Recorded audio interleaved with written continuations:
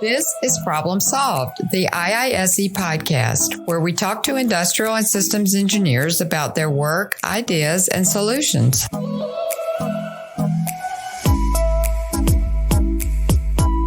Hello and welcome to Problem Solved, the IISE podcast. I'm Keith Albertson, managing editor of IISE Magazine. Today we offer a bonus episode addressing how industrial and systems engineers are responding to the COVID-19 pandemic. Our guest today is Linda Enos. She's a certified ergonomics and human factors consultant with HumanFit, which develops ergonomics and safe patient handling programs for hospitals and outpatient facilities. She's been an ergonomics practitioner for more than 30 years, and she's also a registered nurse who served in hospitals and in home health care. She's a member of IISE and the Applied Ergonomics Society. She appeared in the What's Your Story profile in the February issue of IISE Magazine. Today, we're going to discuss her specific role in the unique ergonomic challenges healthcare professionals are facing during the pandemic. Linda, welcome to the podcast. Thank you, Keith, and thank you for inviting me to be part of this exciting series. Well, before we get into discussing the coronavirus, the pandemic, and all that's happened there, just give us a little background on your role as a healthcare ergonomist, the kind of the different challenges to healthcare worker safety that you normally address and have been since before the pandemic. In the last 20 years, my practice has focused more on healthcare, but I do still work with other industries too, a lot of whom are working at home right now. So the focus is on the healthcare side.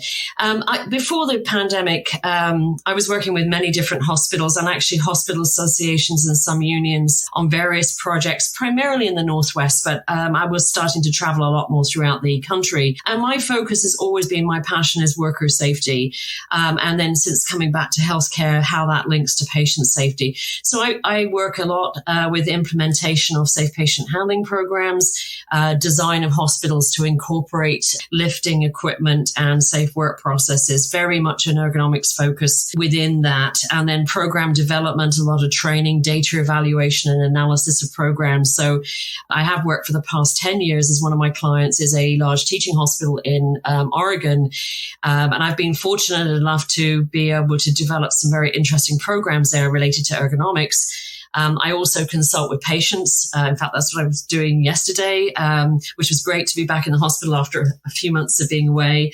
But I consult with bariatric patients, pediatrics, early mobility in ICUs, work throughout the hospital in the OR, imaging, design and construction, everything from the patient care bedside to the morgue and autopsy. And believe me, we even have ergonomics challenges there that need addressing. I also have done quite a bit of work with ergonomics for support services, so our food service staff, housekeeping or EVS, pharmaceutical, and so on. So I've been very lucky that it's been a very broad practice, and I've been able to use a lot of different skills from my background in occ health, safety, and ergonomics. I've also been pulled in the last 5 years into prevention of violence in healthcare. I kind of fell into this. It wasn't planned. Working with Hospital Association and Union in Oregon and 8 hospitals conducting 10 projects in violence prevention and actually also safe patient handling. But what I found was in getting into the violence violence prevention world, which is very prevalent in healthcare, unfortunately, along with our musculoskeletal disorders, is the interconnectedness between MSD prevention, violence prevention within the context of a system of safety for workers and patients. And a lot of parallels between program development and changing behaviors of staff and different groups with a safety focus in mind. So I definitely have been very fortunate in that I've been able to have my finger in a lot of pies and work in a very broad arena in healthcare. Now, you're a health professional on the Pacific Coast, which is where the pandemic first showed up on our shores a few months ago. When did you first realize that this could really develop into a serious crisis that might disrupt a lot of our society? Good question, Keith. Well, there were several things that were going on that worried me. The first was when we started to hear of COVID occurring in the nursing home in Kirkland, Washington. Having worked with long-term care, we see other infectious diseases such as influenza and norovirus spread very quickly in those environments for many reasons that we don't have time to get into today. But a lot of those nursing home workers are often on minimum wage. They have 2 or 3 jobs. So you can imagine they travel to other nursing homes. And at that time, we heard that there was no testing of staff. And this is, of course, I'm going on what the media has said, but no testing of staff. So it was really allowed to spread between different facilities quite easily until we kind of knew what was going on and public health was stepping in a more aggressive way. So that was a red flag. And partly because in 2009, I was part of Multnomah County and the statewide effort to address H1N1 in Oregon. I was working for a nursing union as an ergonomist at that time and safety consultant, and I was actually their representative. So back then we were planning for a pandemic. We knew this might come. We've seen SARS and MERS. So that was a red flag for me, seeing this spread in nursing homes, given that environment. The chatter started locally about, could this be a pandemic? And then I'm very well networked with other safety and employee health nurses in hospitals throughout Washington and Oregon. And we started to hear that chatter and the concern. So this was, late January, mid-February. And then lastly, I was actually at a safe patient handling conference in San Diego the first week of March. And, other than talking about safe patient handling, the other topic was COVID-19 and the concern. So flying back on the plane, you could really tell that this was starting to bubble up, and this was a much bigger concern than just in the Northwest and different parts of the world like China. Yeah. And we very soon began to see, particularly in some of the large urban areas, how many hospitals were beginning to be overrun with patients as it blew up very quickly. What were some of the ergonomic and safety issues that having that volume of patients and having this huge influx all at one time put upon healthcare professionals that was above and beyond what they normally face? I've got the Oregon perspective, and I'm well connected here. Not all of our hospitals were overwhelmed. We have the 4th lowest count of COVID-19 in the country right now. We were about 5th or 6th. So we've been able to flatten the curve and control things very well in the state, partly because of pandemic planning from 2009, I believe. But my colleagues in Seattle, we certainly did have COVID cases at our larger hospitals, and there's 2 main hospital systems in Seattle that were really very slammed with this. But again, maybe not as bad as we saw in New York. I think, there's different impacts for different groups. You've got the group that is working with these patients. And we have all the issues of the handling of these patients, lifting and moving. A lot of these patients, if they're in ICU, need proning or put on their stomach because they have acute respiratory distress. We use techniques with ceiling lifts and other lift equipment where I work to actually prone patients with 4 staff, but otherwise that's a manual job with 8 staff, and it's dangerous and it's heavy work. And this patient's usually intubated, so you have to be very, very careful. There's the impact on the EMS staff and constant demands there. And then we have, these COVID patients where we have a lot of them in ICUs. We have to mobilize them if they progress and get better. That early mobilization and the physical demands that go with that if we don't have equipment and good processes in place. But I think there's other impacts of this as well, not just in the hospitals where they really had high numbers, but we've got that the impact of you're very close to working with your patient. You can't avoid that when you're providing nursing care or as a physician or as a physical therapist, and we watch staff work in very poor ergonomics positions, related positions, if you want to say that. So, for example, not raising the bed and reaching over patients to turn them. This is endemic in the way we provide care worldwide. And actually, where I'm working in Portland, we've been able to develop some very good ergonomic related techniques to increase distance between staff and patients using equipment and sound ergonomics practices, such as raising the bed to the correct height, which might sound like something very simple. But it really can make a difference on how close you are to your patient and how accurate you are when you're performing your work as well. Then we have the psychosocial stress of all of this to everyone that's working in healthcare, whether they're working with these COVID patients, increased volume or not. Taking this virus home to their families is a huge concern. Also the concern of the financial impact, and staff are now being furloughed. We're seeing that in the Northwest. There's a very uncertain future for a lot of our hospitals, especially the rural hospitals that didn't have high numbers of COVID patients, but were shut down because of social distancing orders in their state. So there's the impact is huge from multiple angles. Certainly the psychosocial impact, the fatigue that we see when you're working long shifts, dealing with that stress of, am I going to be getting the virus, taking it home? How can I provide care for my patient?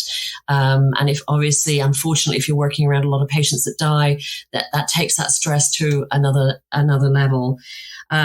We also have seen the stress of lack of PPE, and that is still a problem today that we're not seeing the media talk about. We have 30-day supply of PPE in Oregon, and we're very concerned as we're trying to open up for elective surgeries to offset this financial impact. We don't have enough PPE going forward. So there's a lot we still have to address. And as we all watch this unfold, whether we were close to it or watching from a distance, we saw so much news coverage in New York and other places of healthcare professionals that were just pushed to the limit by the heavy volume of patients and the difficulty they had in treating them.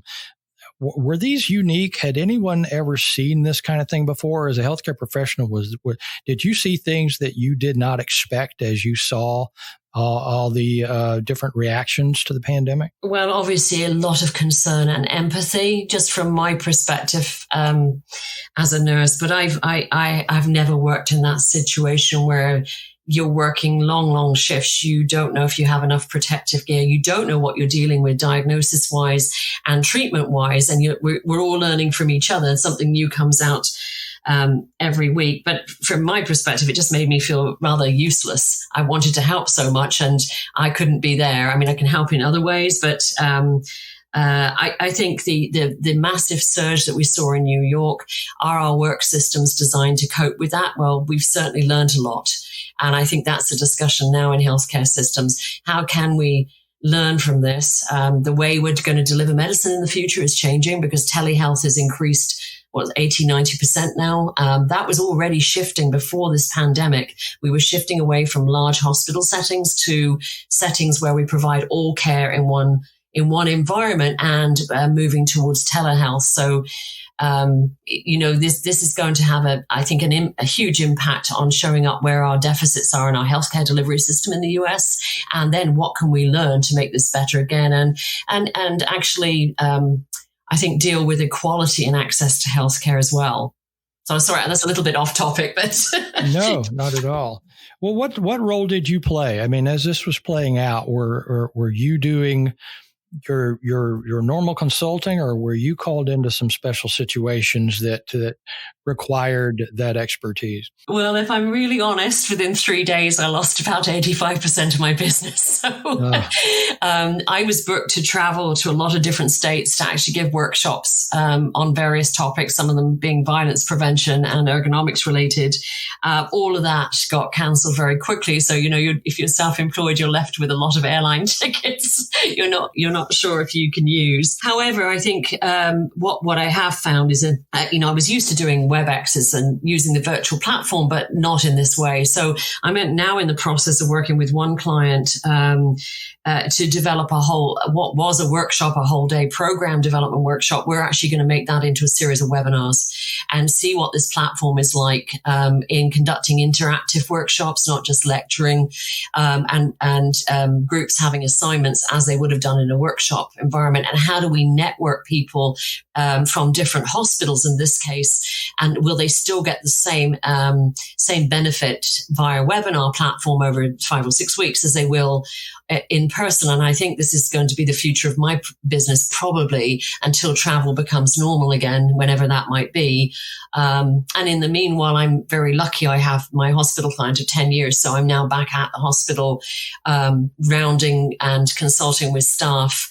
And then we're just in the process of trying to figure out how we're going to conduct staff training. What I teach is very much hands-on, as it would be with any medical device. Lift equipment is a medical device. That's how it's classified by the FDA. You can only teach that with hands-on training to competency. So we're converting as much as we can to visual job aids, We're even using QR codes that link to our very short videos that are online on how to use equipment, ergonomics processes. And we have to even consider the usability of those videos from the point of view of, do they even have audio when they look at a video? But, we have text over. But we're looking at, okay, how much of the training do we do? Can we deliver using technology? And then when we do get to the face-to-face, how are we going to deliver that? And keeping social distancing is very difficult. And right now we can't start training because of the lack of PPE. So we're really having to get out of the box to think about not just now, but in 6 months and a year, because we know we have flu season coming and we're very concerned. And we have this window right now in the summer to get prepared for the fall and the winter. And hopefully it won't be as bad as we think it's going to be, but no one really knows.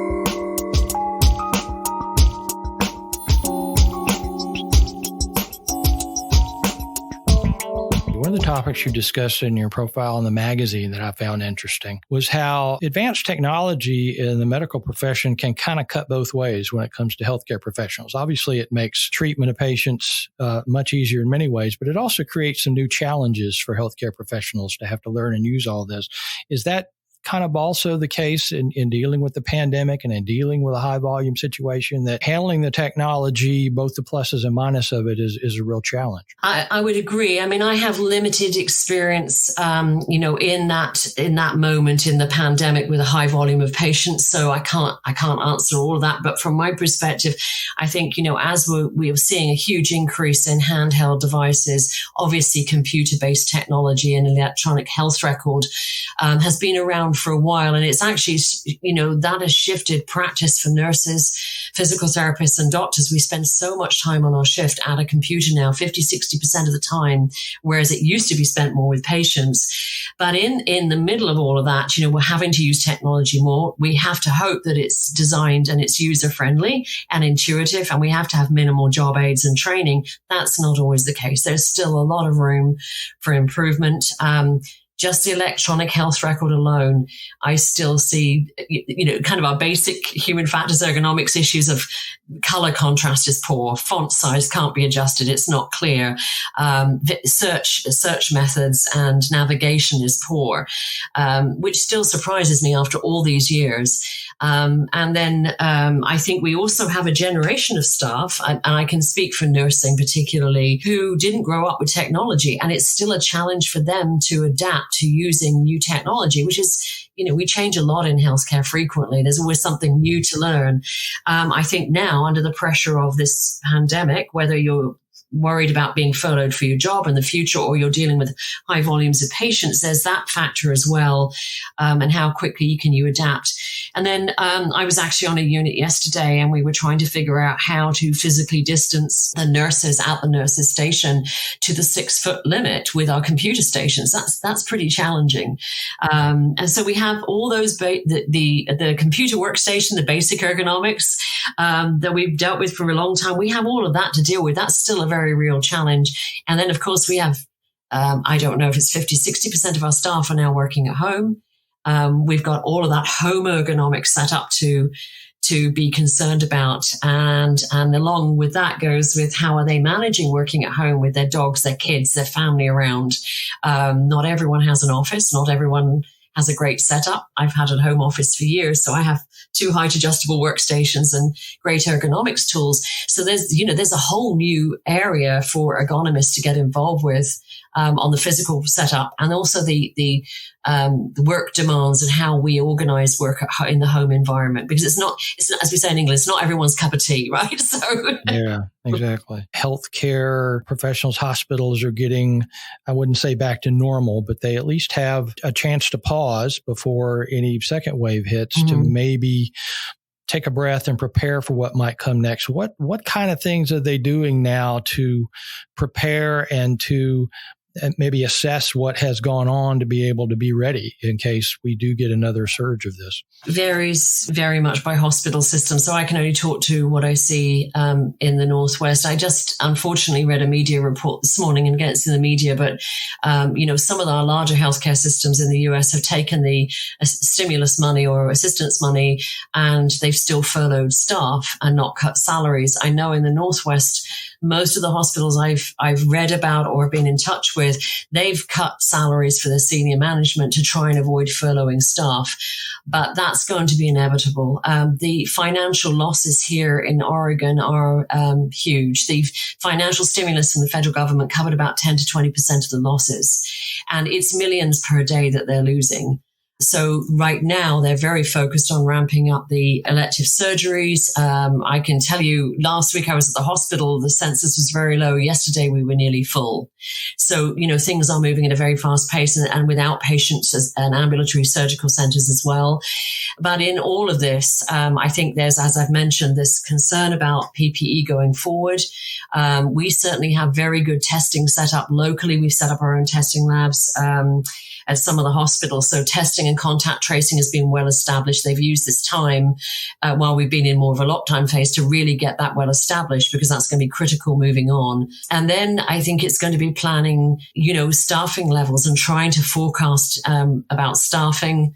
And then in the other pot of this is worker safety for me, and making sure we don't cut corners with worker safety as we try to stay afloat financially. And we're trying to plan for what might come in the fall. So I'm not at the C-suite level, but this is going to be quite tricky. And we really are learning week by week. I think as I look at the different listservs, we're really trying to learn from each other, but no one has a crystal ball right now. So there's a lot of uncertainty. That's my feeling, a lot of uncertainty, which is a little unsettling, I think, for healthcare workers and for the hospital systems. I'm not sure if that answered your question, Keith. Well, and like you said, we're all trying to figure out what's going to come next because nobody really knows. It's just a matter of how best you can prepare.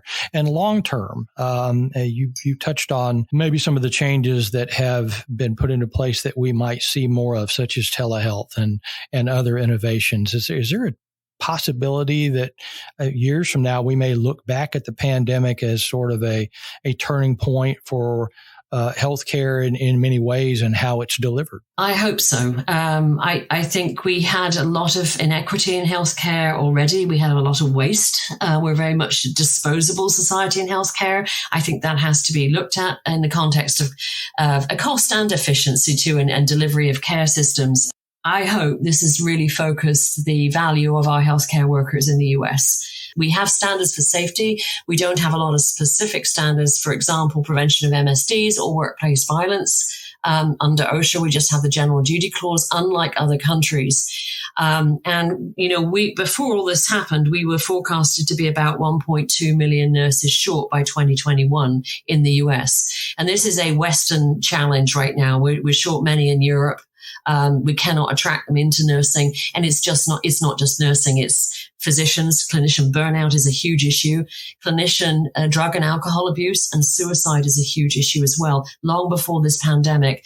So my fear is, we've just added fuel to a fire here. We have to address how we're taking care of these workers, because it directly impacts how we deliver care and patient safety outcomes and the health of the healthcare organization and ultimately healthcare in the US. So I'm really hoping we can learn that we have to look at this from a systems approach. We have to address musculoskeletal disorders, slips, trips, falls, violence, infection control, and staffing, and then where we put our money and work efficiency. So all of those things that we do in ergonomics and human factors, I think, have a pivotal role in how we can design the healthcare system of the future. And we better be at the table, because there are a lot of organizations at the, from OSHA to NIOSH to Institute for Healthcare Improvement, AHRQ and others, and Joint Commission who are there at the table. We need to be at the table too.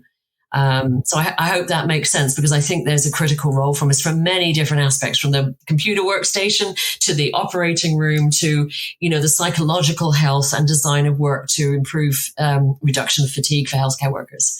So plenty of areas we can get involved with. Yeah. And I think if people didn't have an appreciation before for the stress, the challenges, the difficulties, and the important work that healthcare workers do. That certainly has definitely come into the spotlight during this time, because it's been on our news every day, and it certainly shines a spotlight on what you do, because your goal is to help them care for patients by caring for them. And I think that's something that maybe people didn't think about. Maybe we took them a little bit too much for granted before all of this, don't you think? I think so. And unfortunately, in occupational safety and health right now, and I'm not sure about ergonomics, but we don't see a lot of us. We're very, as I said earlier, we all work together in the safety, health, ergonomics world in the Northwest. We're very well connected, but we don't see a lot of people coming in behind us into the profession, and we need that. There's not a lot of us in healthcare, in ergonomics and safety that have any healthcare background, or, we obviously in industry, that's a little different, general industry. We need to attract more professionals into this arena, and it's a very rewarding arena, sometimes a tough culture, but we can be part of the change. And I'd like to see younger engineers and safety professionals, think about coming into healthcare, and not just from the patient safety side, but that whole systems approach with worker safety as well. And the IISE side, which we've been exploring with some of our podcasts with many of our members, and how they're handling the whole system-wide approach to healthcare. Exactly. We all have an important role to play, moving forward, and using this momentum too. Timing is everything sometimes. So, yeah. Well, it definitely shines a light on what you've done, and hopefully increases demand for ergonomics in healthcare and caring for healthcare workers, because you know how important that is. What is the next challenges for you? Are you expecting to maybe see an increase in some of your consulting opportunities going forward? Well, I hope so. I think, as I said earlier, I really want to use the virtual platforms to see how we can deliver that face-to-face dynamic. Can we get that same dynamic on a virtual platform? And I think there's certainly opportunity for the usability engineers among us, and to look at how we can develop better platforms for that interactive training. Of course, that depends on a lot of our rural areas don't have high-speed internet so there's other factors that we have to look at. But yes, I'm hoping to use that more. I mean, I enjoy the travel, but we do spend a lot on travel and time on travel. And I think we're going to see a major shift across all industries in using our virtual platforms, and a lot more people working from home, not just in the healthcare arena. I'm quite amazed in the hospital where I am how much has shifted to online virtual meetings. And they're going, wow, why didn't we do this before? We could spend, rather than traveling from meeting to meeting, we can be far more productive with our day. So, it'll be quite exciting to see. But to be honest, to answer your question, I don't know what the future's going to hold right now. I think we need to get through the next year, see where we're going with this, get a vaccine. And I hope we've made some permanent changes in society about washing our hands and things like that as well. So we have all learned, yes. If we didn't learn in kindergarten, we have learned since then how to best wash our hands. Well, and for any of those great designers out there in our IISE world, there's a lot of opportunity to design better infection control tools for delivery of chemicals and infection control, and teaching the public and making things a lot more user friendly and easier to access. I think there's quite a whole new world out there for us from the design perspective that could really help us, as related to this going forward, because unfortunately pandemics do happen and we need to be prepared for the next one. Hopefully it won't be for a long time, but we do need, we need to deal with this, and then we need to plan for the next one, and hope we've learned a lot. Well, I hope so. We've learned a lot from you today, and we definitely appreciate your time. And to segue a little bit, as you mentioned, virtual meetings, the IISE Applied Ergonomics Conference will be a virtual conference this year. It's scheduled for August 4th through 6th. For those who may be interested in attending that, you can go to IISE.org/AEC and learn how to register. And there'll be a full program of ergonomic and safety presentations and workshops to be offered there. Linda, thanks so much for your time. We look forward to being in touch with you further and learning more as this story continues to develop. And we wish you the best of luck in being able to keep our healthcare workers safer and more healthy. Thank you very much, Keith. A pleasure. This has been an episode of Problem Solved, the IISE podcast. If you like what you've heard, then please share this podcast with your friends and colleagues. If you're an IISE member, you can participate in discussions about this and other episodes at connect.iise.org. If you're not a member yet, then you can learn all about the Institute of Industrial and Systems Engineers at our website, iise.org. Thanks for listening to our show.